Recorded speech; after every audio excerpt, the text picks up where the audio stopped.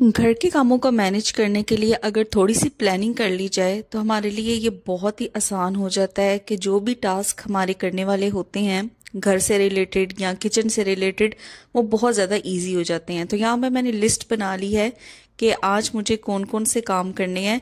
इसी तरीके से आप देख सकते हैं कि यहाँ पे मैंने जो भी मुझे जिस रोज़ मेन काम करने होते हैं ना, उनकी मैं लिस्ट बना लेती हूँ ताकि ये बहुत ही इजी हो जाए मेरे लिए ये करना कि कौन से काम मुझे आज करने हैं और कौन से काम मेरी प्रायोरिटी लिस्ट में हैं। तो चलिए स्टार्ट करते हैं आज की इस वीडियो को। So welcome back to my channel Mishi daily routine. तो आज की जो मैंने लिस्ट प्रिपेयर की है उसमें सबसे पहला जो मेरा टास्क है वो है इंस्पेक्टिंग फ्रिज, यानी फ्रिज की इंस्पेक्शन करना। अब ये इंस्पेक्शन किस तरीके से है और क्या करनी है, चलिए। तो वीक में एक दफ़ा या 2 हफ्तों बाद एक दफ़ा मैं फ्रिज की इंस्पेक्शन ज़रूर करती हूँ और उस इंस्पेक्शन में मैं ये चीज़ें देखती हूँ कि कौन से ऐसे प्रोडक्ट्स हैं जो नियर एक्सपायरी में हैं और इनको मुझे अर्ली यूज़ करना है।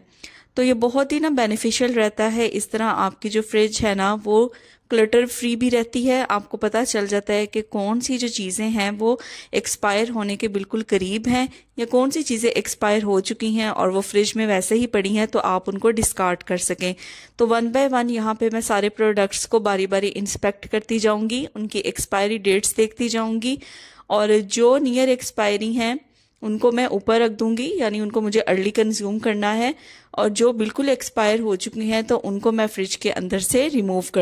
तो इस तरीके से जो आपकी फ्रिज है ना वो क्लटर फ्री भी रहती है और आपको पता चल जाता है कि कौन से प्रोडक्ट्स एक्सपायर हैं। जिस तरह ये ऑलिव्स थे, ये काफ़ी देर से पड़े थे तो ये बिल्कुल एक्सपायर हो चुके हैं। तो इस तरीके का ना एक बकेट आप सिलेक्ट कर लें जिसके अंदर आप सारे वो प्रोडक्ट्स रखते जाएं जो आपको रिमूव करने हैं। तो ये 2 प्रोडक्ट्स मेरी फ्रिज में से निकले हैं जिनको मुझे बिल्कुल डिस्कार्ड कर देना है। ये चिकपीस थे यानी सफ़ेद चने थे, लेकिन इनका जो कैन है ना वो खुला था तो इसलिए ये ख़राब हो चुके थे, तो इसको भी मुझे डिस्कार्ड करना है। इसी तरीके से जो आप वेजिटेबल्स लेके आते हैं आप वीक में एक दफ़ा उनको भी सॉर्ट आउट कर लिया करें कि कौन से वेजिटेबल्स आपके पास कितनी क्वांटिटी में रह गए हैं या अगर कोई ख़राब हो चुके हैं तो आप उनको फेंक दें। तो मैंने देख लिया है कि मेरे पास ये 3 किस्म के जो वेजिटेबल्स हैं ये अवेलेबल हैं, तो मुझे इनको इस वीक में जल्दी जल्दी से कंज्यूम करना है ताकि जो नेक्स्ट ग्रॉसरी है उसके लिए फ्रिज में स्पेस बन सके और ये वाले जो वेजिटेबल्स हैं ये ख़राब भी ना हो। इसी तरीके से मैं फ्रूट्स को भी इंस्पेक्ट कर लेती हूँ। तो नेक्स्ट पॉइंट जो है मेरा वो है पेनिट्री की इंस्पेक्शन। तो फ्रिज के बाद जो चीज़ आपको इंस्पेक्ट करनी चाहिए वो है पेनिट्री इंस्पेक्शन। तो ये भी मेरा सेकंड पार्ट है आज की। तो सेम वे जिस तरह मैंने फ्रिज को इंस्पेक्ट किया है उसी तरीके से मैं अपनी पेनिट्री को भी इंस्पेक्ट करूंगी। हम मंथली ग्रोसरी में इस तरह के मसाला बॉक्सेस लेके आते हैं जो वक्त के साथ साथ अक्सर हम भूल जाते हैं कि हमारे पास कितने ज़्यादा कलेक्ट हो गए हैं, क्योंकि अक्सर हम लिस्ट नहीं बनाते जिसकी वजह से रिपीटिवली हम इसको हर मंथ ले आते हैं। तो यहाँ पे मैं देख लूँगी कि कौन से जो मसाले हैं वो डबल हैं और जिनकी एक्सपायरी नियर है उनको मैं सेपरेट कर दूँगी।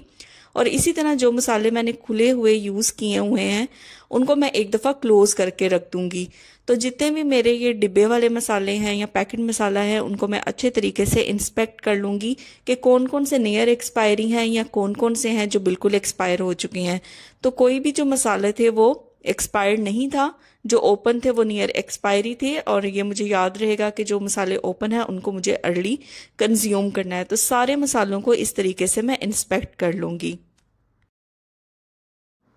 तो पैकेट मसालों के अलावा हमारी जो पेनिट्री होती है उसके अंदर हम हर्ब्स वगैरह भी यूज़ करते हैं, जैसे ऑरिगेनो है, बेसिल है, थाइम है।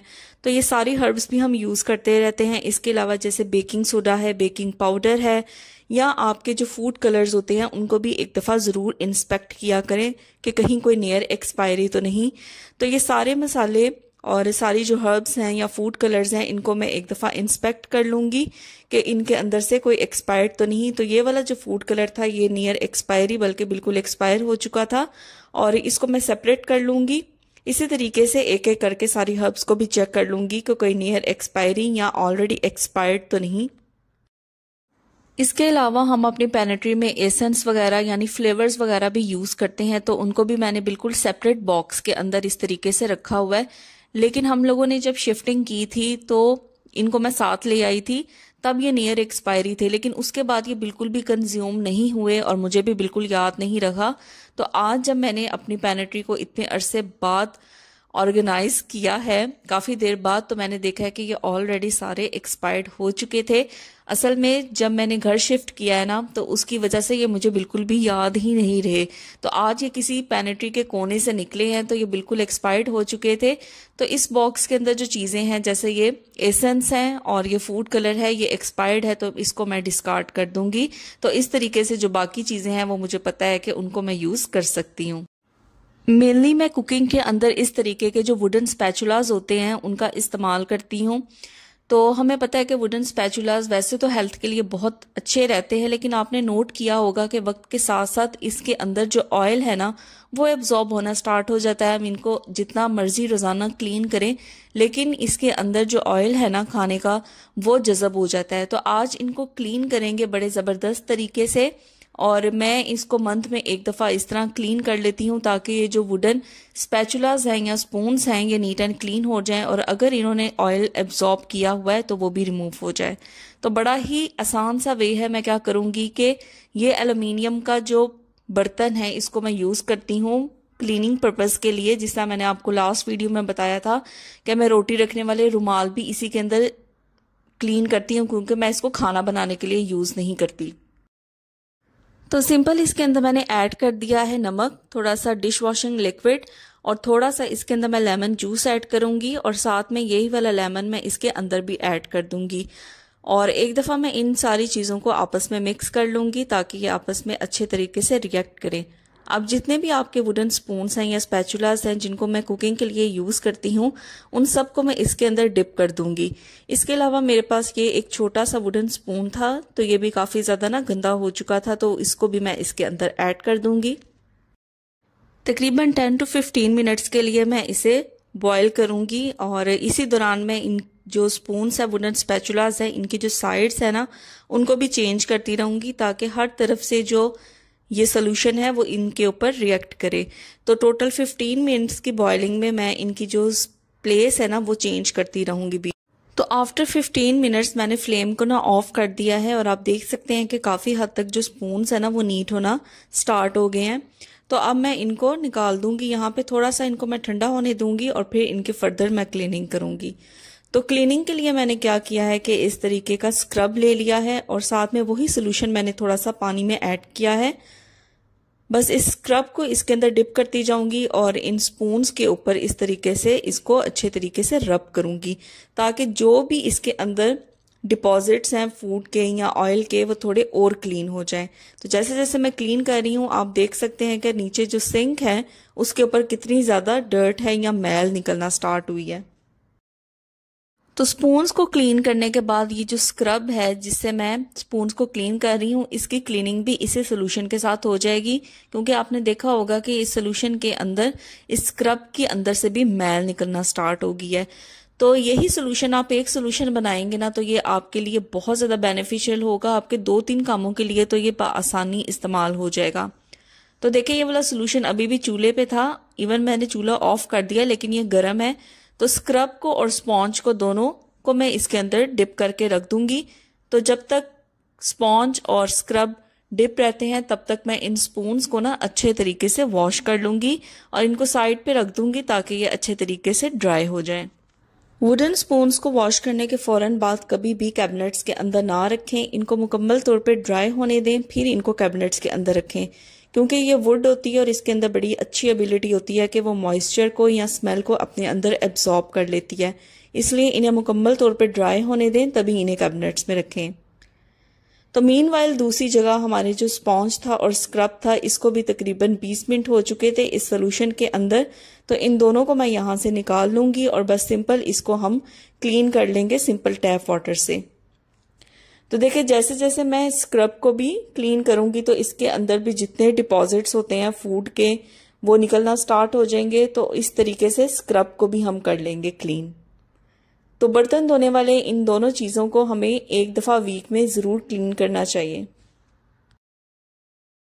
तो अभी भी देखें, इस सोल्यूशन को मैं बिल्कुल भी नहीं फेंकूंगी, ये मेरे अभी भी बहुत ज़्यादा काम आएगा। तो यहाँ पे देखें मैंने सिलेक्ट कर लिया है अपने क्लीनिंग बॉक्स के अंदर से इस तरीके का स्क्रब। तो ये मैंने बिल्कुल सेपरेट रखा हुआ है क्लीनिंग पर्पज़ के लिए।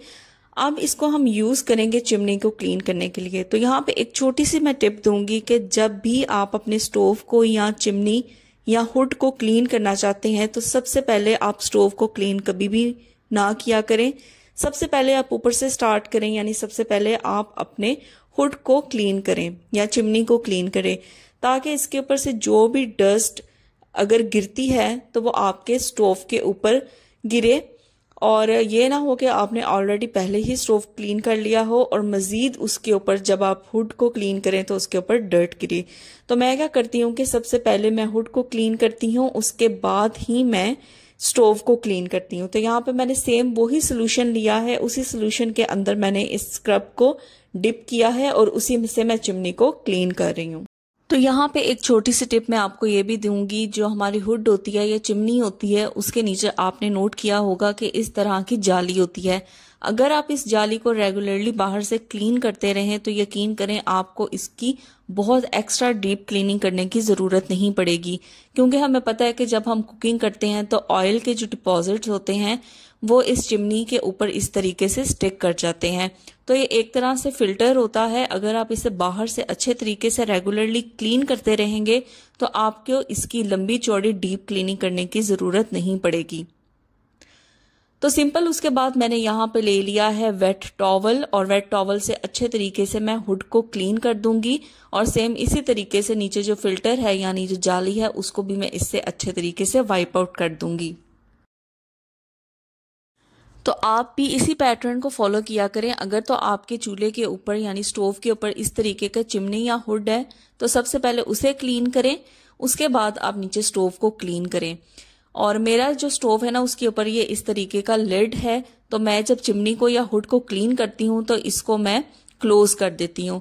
उसके बाद देखिए हम फोर्थ यूज जो करेंगे इस सोल्यूशन का वो ये है कि जब आप इसे सिंक में डिस्कार्ड करेंगे तो पूरे सिंक के ऊपर एक दफा मैं इसको फैला दूंगी, और वही लेमन जो हमने सोल्यूशन के अंदर यूज किया था उसे मैं इसे रब कर दूंगी पूरे सिंक को, और अच्छे तरीके से इसे वाइप आउट कर दूंगी। तो ये थी मेरे आज के कुछ मैनेजिंग टिप्स जो आपको होम मैनेजमेंट में बहुत ज़्यादा बेनिफिशियल साबित होंगे। तो आपने देखा कि किस तरीके से आपको एक लिस्ट प्रिपेयर करनी चाहिए। आपने वीक के अंदर जो मेजर काम करने हो उनकी पहले से एक लिस्ट बना लिया करें और फिर उनको सीक्वेंस वाइज फॉलो करके तो उन्हें पूरा कीजिए। तो इस तरीके से आपके ऊपर बर्डन भी नहीं आएगा। तो मैं उम्मीद करती हूँ कि आज की ये वीडियो आपके लिए बहुत ज़्यादा फ़ायदेमंद होगी, और अगर आपको वीडियो पसंद आई है तो इसको लाइक ज़रूर करें, शेयर करें, कमेंट करें। चैनल पे नए हैं तो चैनल को ज़रूर सब्सक्राइब करें। फिर मिलूंगी आपसे एक और ज़बरदस्त वीडियो के साथ। Till then take care, bye bye.